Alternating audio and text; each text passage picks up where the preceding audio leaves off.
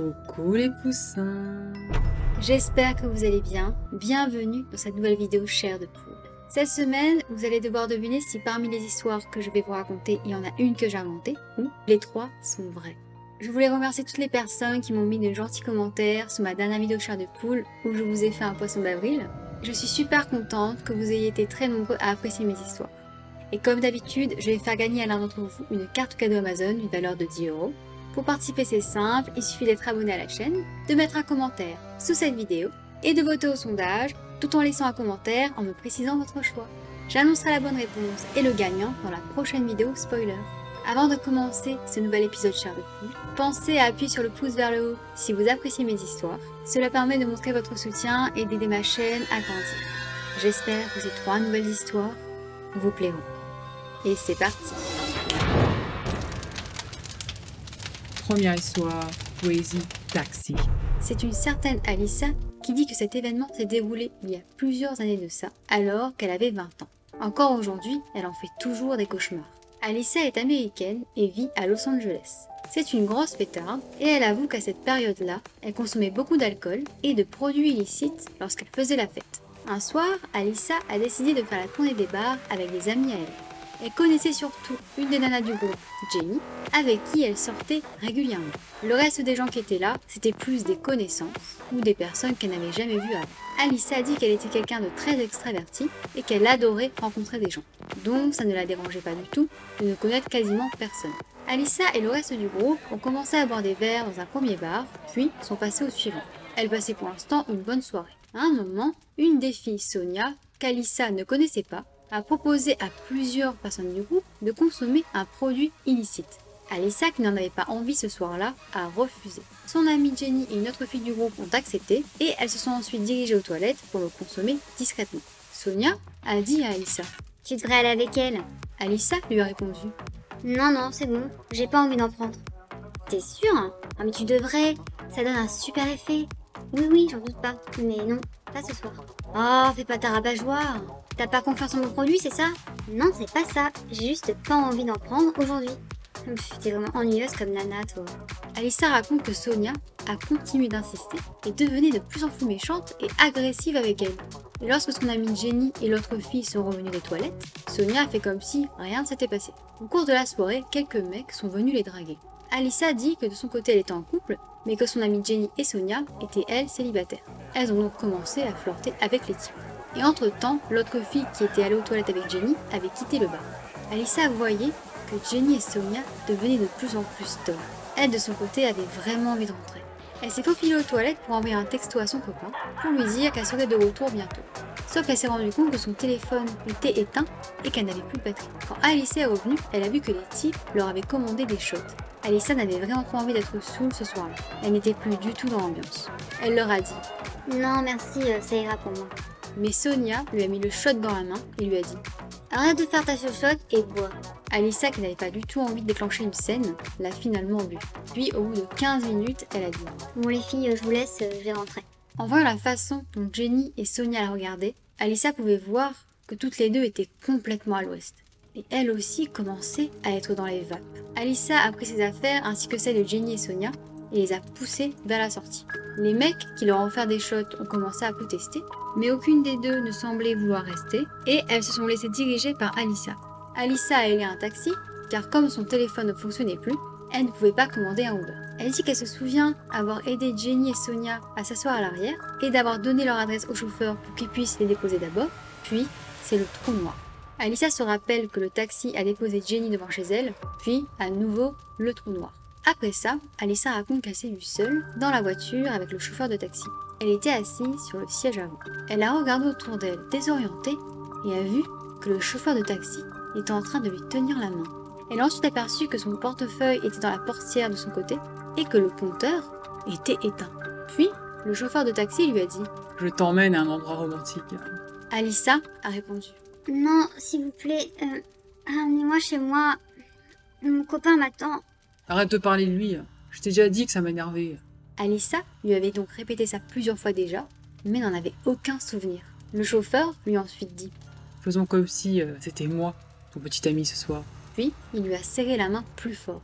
Alissa n'avait pas envie de déclencher une réaction violente de la part du chauffeur. Elle a donc laissé sa main dans la sienne, et avec l'autre, elle a tenté de récupérer son portefeuille. Lorsque le chauffeur s'en est aperçu, il a lâché la main d'Alissa, a récupéré son portefeuille et l'a mis dans la portière de son côté. Alissa a dit qu'elle était encore dans les vapes et a à nouveau perdu connaissance. Lorsqu'elle a repris ses esprits, la voiture était garée près d'un endroit à Los Angeles, connu pour être très touristique et romantique. Mais normalement, il y avait énormément de monde, mais pas ce soir-là. Et en plus, cet endroit était loin de tout et entouré par une forêt. En voyant ça, Alissa s'est mise à pleurer tout en suppliant au chauffeur. S'il vous plaît, ramenez-moi chez moi. Je veux juste retrouver mon copain. Je dirai rien à personne. Je vous en prie. Il lui a répondu. Je te ramènerai chez toi si tu fais semblant d'être ma petite amie pendant un petit moment. Alissa était abasourdie. Si seulement elle n'avait pas l'esprit embrouillé, elle regrettait terriblement d'être sortie ce soir-là. Ne trouvant pas d'autre choix qui s'offrait à elle, elle a dit au chauffeur. D'accord. Le chauffeur a souri et a remis le portefeuille d'Alissa dans sa portière à elle. Alissa l'a discrètement récupéré et l'a glissé sous sa cuisse. Le chauffeur a ensuite pris la main d'Alissa et a regardé dehors vers le petit lac qui se trouvait en face d'eux. Puis il a commencé à lui parler et Alissa ne se souvient pas de ce qu'il lui a dit à ce moment-là. Elle essayait de ne pas sombrer encore une fois. Alissa a attendu qu'il se tourne vers elle et elle lui a à nouveau répété. S'il vous plaît, conduisez-moi chez moi. Il a répondu. D'accord, mais seulement si tu me laisses t'embrasser. Alissa lui a répondu avec dégoût. Non. Le chauffeur avait l'air furieux et a serré très fort la main d'Alissa. Puis d'un coup, il s'est penché vers elle et l'a embrassée de force. Alissa raconte qu'elle a gardé ses lèvres fermées et était prête à se débattre. Elle s'était dit qu'elle n'hésiterait pas à le mordre et à le griffer s'il tentait d'aller plus loin. Le chauffeur lui a ensuite lâché la main et s'est redressé. Puis il a redémarré la voiture et s'est dirigé vers le centre-ville. Alissa n'attendait qu'une chose, qu'il s'arrête à un feu rouge, à un endroit où il y avait assez de monde autour d'eux. Elle pense que le chauffeur avait dû voir qu'elle avait caché son portefeuille sous sa jambe, car il lui a à nouveau arraché et lui a dit qu'il l'emmènerait bientôt chez elle. Alissa hochait la tête, mais elle ne savait pas s'il disait vrai. Et elle s'en fichait de son portefeuille. Elle voulait juste sortir de cette voiture. Elle ne se souvient plus de l'heure exacte qu'il était à ce moment-là, mais il n'y avait quasiment pas de voiture qui circulait et personne dans les rues. Malgré tout, au moment où la voiture s'est arrêtée à un feu rouge, Alissa a déverrouillé la porte, a ouvert la portière en grand et a couru. Elle ne s'est pas retournée, mais a entendu une voiture freiner à une intersection. Alissa a accéléré. Elle était paniquée. Son téléphone n'avait plus de batterie, elle n'avait plus son portefeuille, donc pas d'argent, et elle était loin de chez elle. À un moment, elle s'est retournée et elle n'a vu personne derrière elle. Elle était toujours un peu à l'ouest et n'arrêtait pas de pleurer. Soudainement, elle a vu une voiture s'arrêter près d'elle. Elle s'est à nouveau mise à courir. Puis, elle a entendu crier. Mademoiselle, est-ce que ça va?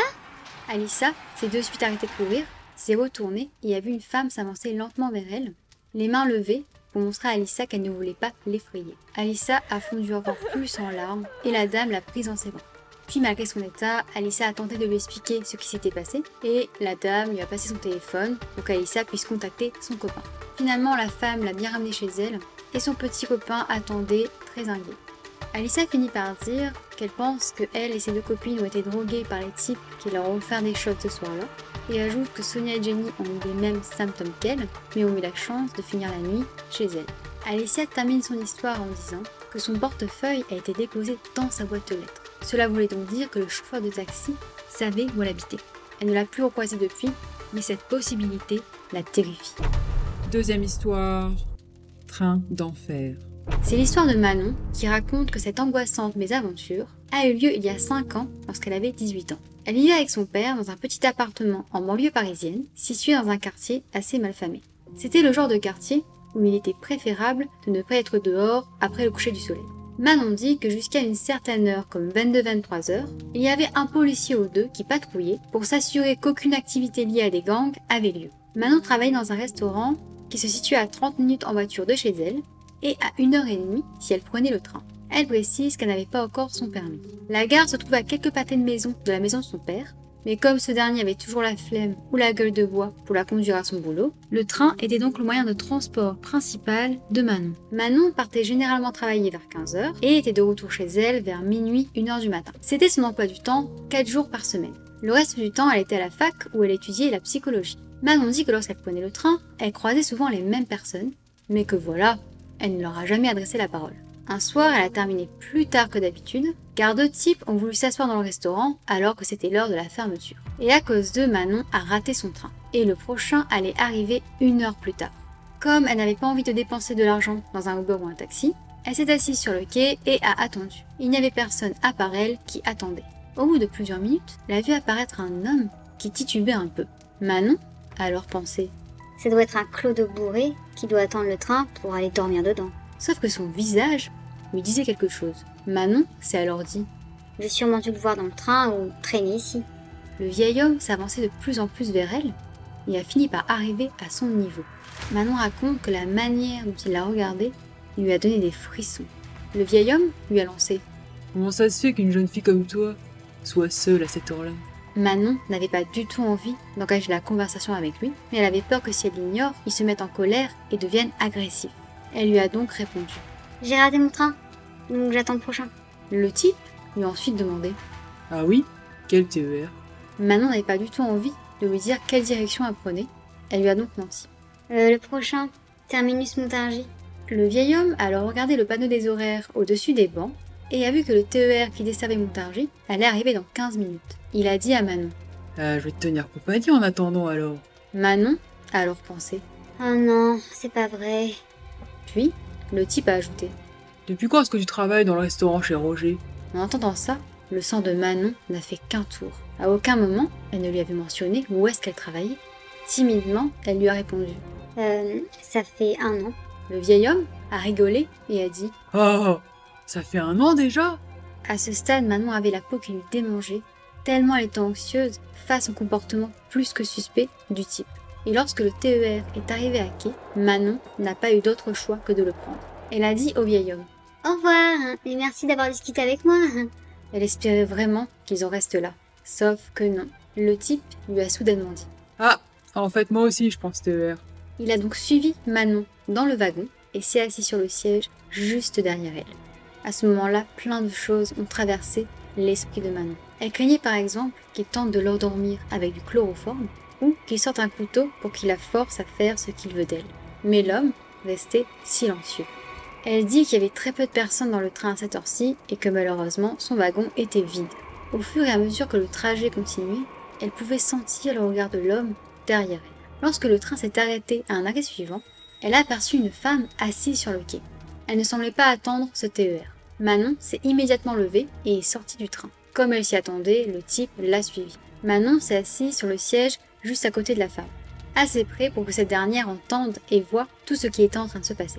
Manon espère que la dame voit que le vieil homme est en train de la suivre.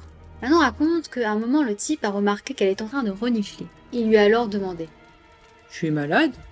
Manon lui a répondu. Non, c'est juste à cause du froid que j'ai le nez qui coule. Le vieil homme a lancé. « Tiens, vas-y, prends ces gélules, tu verras, ça va te soulager. » Manon lui a dit d'une voix forte. Désolée, je n'accepte pas de gélules qui proviennent d'inconnus. La dame à côté d'elle s'est alors tournée vers eux et Manon l'a regardée dans les yeux en lui lançant un regard de détresse. La femme a tout de suite compris ce qui était en train de se passer. Le TER qui allait dans la direction où habitait Manon est arrivé à quai. La femme s'est levée et a jeté un regard à Manon pour lui dire de la suivre. Manon s'est alors exécutée et la dame lui a fait signe de s'asseoir à côté d'elle. Le type a évidemment suivi Manon dans le train et au moment de s'asseoir à côté d'elle, la dame lui a lancé. Non, vous là, vous vous asseyez là-bas, pas avec nous. L'homme s'est alors éloigné de quelques rangées et s'est assis sur un siège qui leur faisait face. Manon dit qu'il l'a fixé pendant tout le trajet. Elle tremblait et était sur le point de fondre en larmes. La dame, voyant sa détresse, lui a chuchoté. Ne t'inquiète pas, j'ai de quoi nous défendre, si tant quoi que ce soit. Ça a tout de suite rassuré Manon. Puis elle a murmuré à la femme tout ce qui s'était passé, où elle vivait, et à quel point elle avait peur que l'homme la suive jusqu'à chez elle. Pendant la conversation, elle a appris que la femme s'appelait Sophie, et cette dernière lui a dit qu'un ami à elle allait embarquer dans ce train à la station suivante, et qu'il allait pouvoir accompagner Manon chez elle. Elle lui a ensuite juré qu'elle pouvait faire confiance à cet ami. Lorsqu'il est enfin arrivé, la femme les a présentés. Manon a appris qu'il s'appelait Luc et qu'il était d'accord de la raccompagner chez elle. Manon raconte que Luc et Sophie sont restés près d'elle jusqu'à ce qu'elle arrive à sa station. Et à ce moment précis, le vieux type a hurlé. « C'est là que tu t'arrêtes, hein ?» Avec un grand sourire sur ses lèvres. Manon n'a rien répondu, a juste pris Sophie dans ses bras et l'a remerciée. Luc et elle sont sortis du train et lorsque Manon s'est retournée, elle a vu Sophie sortir un taser et dire à l'homme de retourner s'asseoir. Elle s'était même placée devant la sortie du wagon pour ne pas qu'il passe. Manon a fini par fondre en larmes. Luc l'a accompagnée chez elle comme prévu, tout en discutant avec elle pour lui changer les idées. Une fois devant son immeuble, elle a remercié Luc pour son aide. Manon finit par dire qu'elle a eu énormément de chance ce soir-là d'avoir croisé Luc et Sophie. Elle ne sait pas ce qui se serait passé si ça n'avait pas été le cas. Manon n'a jamais recroisé le vieux type par la suite, mais se demande encore aujourd'hui qu'est-ce qu'il savait d'autre sur elle. Troisième histoire, le super-héros. C'est l'histoire d'Emma, 23 ans, qui fait part d'un événement qui a eu lieu il y a un an environ, entre mars et mai 2020. Elle vit en Belgique, dans la ville de Namur, et précise qu'elle est toujours impactée psychologiquement par ce qui lui est arrivé. Emma faisait des études en histoire de l'art et archéologie, et vivait au 3e étage d'un petit immeuble, dans un charmant 2 pièces, appartenant à ses parents, depuis maintenant 3 ans. Elle précise que c'était sa dernière année d'études et qu'elle venait récemment de se séparer de son copain Charles, avec qui elle était restée pendant 5 ans. La rupture était difficile, car Charles la harcelait régulièrement de messages et venait des fois frapper chez elle. Et après de nombreuses menaces de sa part, elle avait dû poser une main courante contre lui. Emma dit qu'elle avait un voisin Christian qui vivait dans l'appartement juste à côté de chez elle. Ils se connaissaient un peu, elle savait qu'il travaillait en tant que vendeur dans un magasin de comics et de bande dessinée, mais voilà, son ex-petit ami étant très jaloux, ils n'ont jamais eu l'occasion de devenir amis. Emma avait remarqué que Christian n'arrêtait pas de la regarder quand ils se croisaient. Elle de son côté le trouvait pas trop mal, mais il paraissait très timide et renfermé. Un soir, alors qu'Emma dormait paisiblement, elle était subitement réveillée par une forte odeur de fumée. Et quelques secondes plus tard, l'alarme incendie s'est déclenchée. Emma est rapidement sortie de sa chambre et en arrivant dans le salon, elle a aperçu que sa porte d'entrée était en feu. Complètement paniquée, elle s'est couverte le nez et la bouche avec un torchon, a pris son téléphone et s'est ruée sur son balcon. Elle était en train de composer le numéro des pompiers quand tout à coup, elle a entendu hurler. « Emma, montez sur l'échelle, dépêchez-vous !» Emma a tourné la tête et a vu que son voisin Christian avait réussi à poser une échelle entre leurs 2 balcons. Elle a crié Vous êtes sûr que ça va tenir? Oui, vous inquiétez pas, je la tiens fermement. Leurs balcons étant assez près l'un de l'autre, il y avait moins de 2 mètres à franchir. Emma n'avait pas vraiment d'autre choix. Elle a pris son courage à 2 mains, s'est hissée par-dessus le balcon et a avancé à 4 pattes tout doucement sur l'échelle en faisant tout son possible pour ne pas regarder en bas. Une fois arrivée sur le balcon de Christian, elle lui a sauté dans les bras. Elle a ensuite contacté les pompiers et a demandé à Christian. Comment ça se fait que vous avez réagi aussi vite? Christian lui a répondu. En fait, j'ai été réveillée par un bruit de verre cassé et quand j'ai regardé dans mon Judas, j'ai vu votre porte en feu et quelqu'un s'enfuir dans le couloir. Et du coup, j'ai eu l'idée d'utiliser l'échelle que j'ai chez moi pour venir vous sauver. Et c'est à ce moment-là que je vous ai vu surgir sur votre balcon. J'ai eu énormément de chance que vous soyez là. Merci infiniment. Les pompiers sont arrivés quelques minutes après et le feu a été rapidement maîtrisé. Les pompiers ont ensuite confirmé les dires de Christian, à savoir que c'était un incendie criminel. Heureusement que seule sa porte a été entièrement brûlée et Emma a dû la faire remplacer. Suite à ça, une enquête de police a été ouverte. Emma a tout de suite pensé que son ex-petit copain Charles pouvait être à l'origine du feu. Elle en a donc fait part à la police. Emma a dit qu'à partir du soir de l'incendie, elle s'est de plus en plus rapprochée de son voisin Christian. Ils sont d'abord devenus amis et passaient se voir très souvent. Emma se sentait vraiment bien avec lui. Il était toujours au petit soin avec elle. Au bout d'un mois, ils ont commencé à sortir ensemble. Et tout se passait vraiment super bien entre eux. Elle était vraiment heureuse et se disait qu'elle avait enfin trouvé quelqu'un de bien. Entre-temps, la police n'avait pas pu prouver que son ex-petit copain Charles avait déclenché l'incendie. Mais elle avait pu obtenir du juge une ordonnance restrictive pour que Charles ne puisse plus entrer en contact avec elle ou s'approcher d'elle. Vers la fin du mois de mai, Emma est en plein partiel et à cause de la crise sanitaire, elle devait les passer en ligne. Ce jour-là, elle était dans l'appartement de Christian chez qui elle avait passé la nuit. Il était parti tôt ce matin-là car il devait aller s'occuper de sa grand-mère qui vivait seule. Il est environ 9 h du matin quand Emma a ouvert son ordinateur portable pour passer son premier examen de la journée. Mais après avoir appuyé sur le bouton de démarrage, elle s'est rendue compte que son ordinateur ne s'allumait plus. Et n'ayant pas le temps de trouver l'origine du problème, et le site internet fonctionnant très mal sur son téléphone, Emma a envoyé rapidement un texto à Christian pour lui dire qu'elle allait emprunter son ordinateur portable pour passer son examen. Une fois allumée, elle a pu se connecter facilement car l'ordinateur de Christian n'avait pas de mot de passe. Et elle a donc pu passer comme prévu son examen. Une fois terminé, Emma a vu qu'elle avait reçu une vingtaine d'appels et plusieurs textos de la part de Christian. Il lui disait de ne surtout pas utiliser son ordinateur portable, mais plutôt son fixe, car le portable, lui, n'arrêtait pas de redémarrer, et que donc elle ne pourrait pas passer son examen correctement. Emma trouvait ça étrange qu'il lui ait envoyé ça, car l'ordinateur portable de Christian fonctionnait très bien. Certes, elle ne le voyait quasiment jamais s'en servir, mais elle ne pensait pas que c'était parce qu'il y avait un problème. En tout cas, dans son cas, tout avait bien fonctionné. Emma ne comprenait pas aussi pourquoi Christian l'avait autant appelé pour une histoire d'ordi. Quelque chose ne tournait pas rond. Pourquoi Christian ne voulait-il pas à ce point qu'elle l'utilise? Intriguée, elle a commencé à fouiller un peu. Elle n'était pas du genre à faire ça, mais là, la réaction de Christian était bien trop suspecte. Elle n'a rien trouvé de bizarre dans ses dossiers, mais sur la page du navigateur, certains intitulés dans la barre des favoris l'ont interpellée. On pouvait lire par exemple « Comment séduire une femme »,« Comment devenir un super-héros »,« Devenir le super-héros aux yeux d'une femme »,« Quelles sont les 3 grandes causes de départ d'un incendie »,« Allumer un feu efficacement » et « Comment déclencher un incendie ». Emma était choquée de voir ça. Est-ce que Christian était celui qui était responsable de l'incendie qui a eu lieu chez elle, ou est-ce qu'il avait fait ses recherches après l'incendie? S'il était vraiment responsable, ce serait du délire. Le cerveau d'Emma était en train de bouillir. Au moment où elle s'apprêtait à sortir de l'appartement de Christian, ce dernier a ouvert la porte. Encore une fois, Emma a trouvé ça bizarre, car il était censé rentrer 2 heures plus tard. Très suspicieuse, Emma lui a lancé. Bon, est-ce que c'est toi qui a déclenché l'incendie devant ma porte? Emma a essayé d'être le plus direct possible pour arriver à lire son expression sur son visage et voir s'il mentait. Et là, en voyant le regard de Christian, elle a tout de suite compris. Il était désarçonné et semblait très gêné. Emma lui a dit « Non, c'est vraiment toi ?» Christian lui a répondu « Écoute, je peux tout expliquer. » Non mais y a rien à expliquer là. Faut vraiment avoir un grain pour faire ce genre de choses. Et j'ai déjà donné en termes de taré. Je ne savais pas comment te séduire, et je voulais être un héros à tes yeux. Au final, il ne t'est rien arrivé. Je t'ai sauvé la vie. Tout est bien qui finit bien, et tout se passe bien entre nous en plus. Emma ne savait plus quoi dire, tellement elle était abasourdie par ce qu'elle venait d'apprendre. Elle a récupéré ses affaires, s'est dirigée vers la porte et a lancé. Je veux que tu déménages. Et si tu ne le fais pas, je balance tout aux flics.